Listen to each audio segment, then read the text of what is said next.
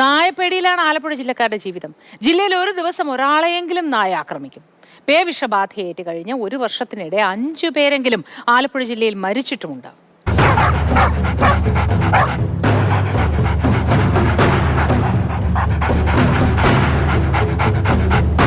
പട്ടിശല്യം എന്ന് പറഞ്ഞാൽ ഇപ്പോൾ ഈ കണ്ടീഷനിൽ തുടർന്നു കഴിഞ്ഞാൽ അടുത്ത സീസണിൽ ഇവിടെ ആർക്കും കയറാൻ പറ്റത്തില്ല. ഇപ്പോൾ ഈ കാണുന്ന 10-50 തള്ളയ്ക്ക് കൂട്ടത്തിലൊരു 100-ൽ കൂടുതൽ കുഞ്ഞുങ്ങൾ ഈ ഷെഡിലെല്ലാത്തിലും ഉണ്ട്. ഇതിനെ ഒന്ന് നശിപ്പിക്കാനായിട്ടുള്ള യാതൊരു ഇതും ഇവിടുത്തെ മറ്റ് ഒരു ഇതിലും കൊടുക്കുന്നില്ല. സഞ്ചാരികളെ കടിച്ചു. ഇപ്പോൾ 1-2 പേര് അടുത്ത വീട്ടിലുള്ളവർ പട്ടി കടിച്ചു. ഇതിപ്പോഴത്തെ കണ്ടീഷൻ അറിയാലോ. ഇപ്പോൾ കഴിച്ച 9 വയസ്സ് 10 വയസ്സുള്ള കുട്ടികളാണ് പട്ടി കടിച്ച് മരിക്കുന്നത്. എന്തിനേറെ പറയണം, മനുഷ്യരുള്ളിടത്തെല്ലാം നായ്ക്കളുണ്ട്.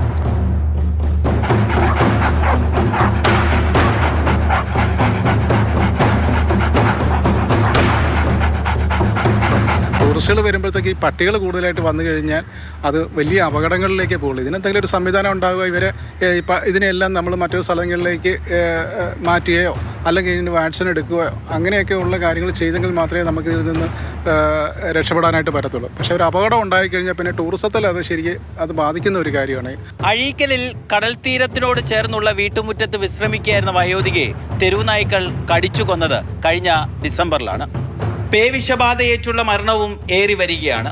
10 വയസ്സിന് താഴെയുള്ള കുട്ടികൾ മുതൽ വയോധികർ വരെ പേവിഷബാധയേറ്റ് ജില്ലയിൽ ഒരു വർഷത്തിനിടെ മരിച്ചിട്ടുണ്ട്.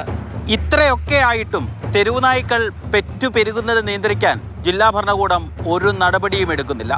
ബോണിയം വർഗീസിനൊപ്പം രഘുനാഥ് നാരായണൻ, മാതൃഭൂമി ന്യൂസ്, ആലപ്പുഴ.